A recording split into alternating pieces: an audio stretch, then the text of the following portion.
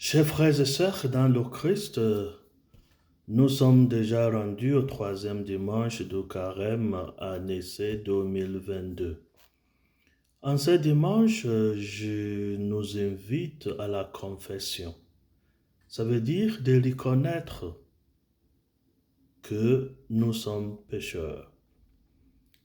Alors, je vous propose comme thème de méditation, aujourd'hui, ce dimanche, troisième dimanche de carême à Nicée 2022, le thème, c'est ma faute. C'est ma faute. Quelle est ma faute? Vous allez me poser la question. Et quelle est la vôtre aussi? Alors, regardons ce que notre deuxième lecture nous propose aujourd'hui.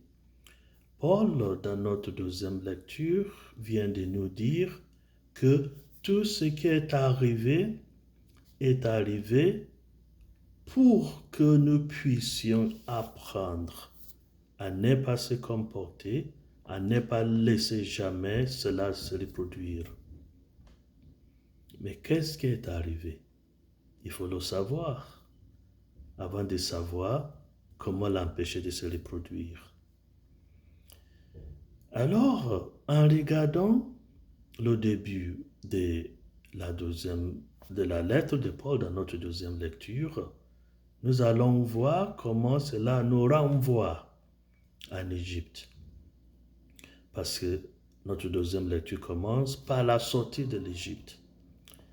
Alors, retournons sur la première lecture où se structure la problématique d'aujourd'hui, la raison pour laquelle chacun et chacune doit se reconnaître coupable pour pouvoir dire c'est ma faute.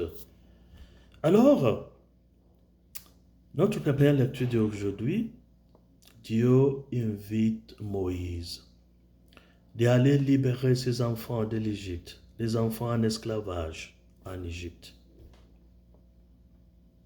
Regardez comment Dieu fonctionne. Dieu agit à travers l'être humain. Alors regardons ce qui se passe en Égypte pour laquelle Dieu est en train de vouloir envoyer Moïse pour aller résoudre le problème. Deux nations, l'Égypte et les Israélites. À cette époque-là, l'Égypte était le puissant mondial. Et comme puissant mondial, comme même c'est notre réalité aujourd'hui, l'Égypte écrasait les autres. Et dans notre première lecture, l'Égypte est en train d'écraser les Israélites, les a rendus esclaves. Et les Israélites ont appelé, ont prié. Il ne faut pas oublier, ce n'est pas seulement la prière d'une seule journée. Ils ont prié des années, passé des années en prière pour leur liberté de l'esclavage. Dieu est allé à la rencontre de Moïse pour que Moïse puisse se rendre en Égypte pour intervenir et assurer la libération des enfants d'Israël en esclavage en Égypte. Regardons les enfants de Dieu, créés à l'image de Dieu. D'un côté, les puissants, les forts, écrasant les pauvres, les rendent esclaves. Dieu a envoyé Moïse. Ma façon de comprendre cela, c'est ce que c'est l'être qui est en train d'opprimer l'être comme lui-même. Ce n'est pas Dieu. L'Égypte n'a pas appris auprès de Dieu à opprimer les autres. Les Égyptiens non plus ne voulaient pas être opprimés par personne, non. Mais de même, Ils étaient en train d'opprimer les autres. Les enfants d'Israël, pas si puissants, ne voulaient pas l'oppression. L'être face à l'être comme lui. L'être à l'image de Dieu. C'est ça la réalité. Ce que l'être arrive à faire à son semblable. Au lieu de lui accorder la justice, que lui, il aime avoir pour lui-même, garder, chérir pour lui-même, il n'était pas prêt à partager avec l'autre, son semblable. Moïse était parti. Il a fallu que Dieu livre des batailles à travers Moïse pour que l'être accepte que un semblable comme lui doit lui aussi jouir de la liberté, de la justice, de l'amour. Et notre deuxième lecture nous dit, cela est arrivé comme une leçon. Et la leçon, c'est toi, c'est moi. Quand il y a l'injustice, c'est ta faute, c'est ma faute. C'est pourquoi aujourd'hui, c'est dimanche de ma faute. C'est ma faute. Alors, comment remédier la situation? Comment faire en sorte que on n'aura plus de l'injustice parmi nous? Comment assurer que tous et toutes, nous allons jouir de la justice, de l'amour, de l'unité? Regardons l'évangile de ce dimanche. Jésus nous parle en parabole. 3 personnes. Le maître, le jardinier et l'arbre fruitier.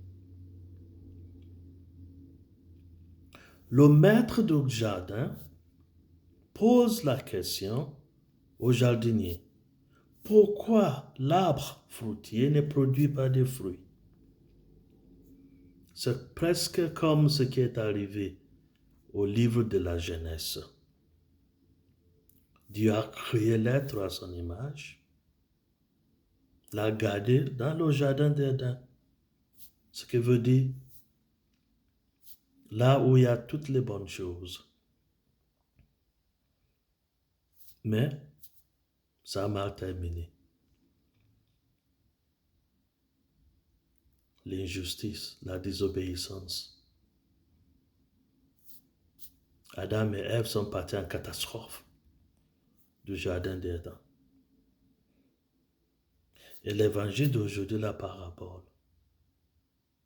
le maître du jardin, le jardinier et l'arbre fruitier.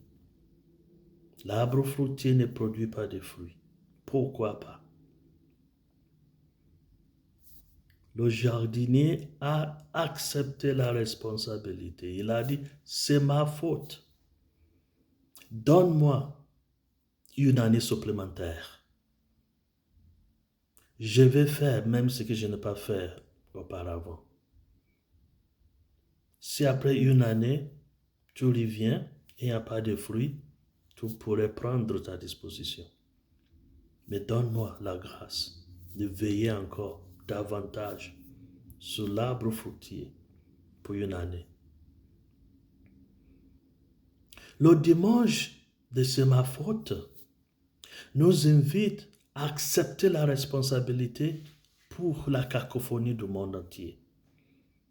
Les guerres, l'injustice, les oppressions. C'est l'être qui les exécute, ce n'est pas Dieu lui-même. Et la leçon à tirer de notre évangile, de ses responsabilités, comme le jardinier, Ce n'est pas de demander est-ce que les autres sont en train d'ouvrir pour la justice. C'est de se dire, moi, c'est ça mon option fondamentale. Ouvrir pour la justice. Et je suis prêt à donner ma vie pour cela. Et si nous regardons de plus près la parabole d'aujourd'hui, par rapport à ce qui est arrivé au jardin d'Adam dans notre livre de la Genèse, le maître, le créateur, c'est Dieu lui-même, qui recherche la bonté, la justice en vous, en moi, en nous tous. Et Jésus qui dit, je m'engage, je donnerai ma vie pour sauver le monde. Donne-moi d'opportunités pour aller faire mon mieux pour le salut du monde. Alors, c'est à nous de prendre la suite de Jésus-Christ, apprendre à se responsabiliser pour ce qui ne va pas dans le monde. Pour avoir la justice, il faudrait les gens qui vont se sacrifier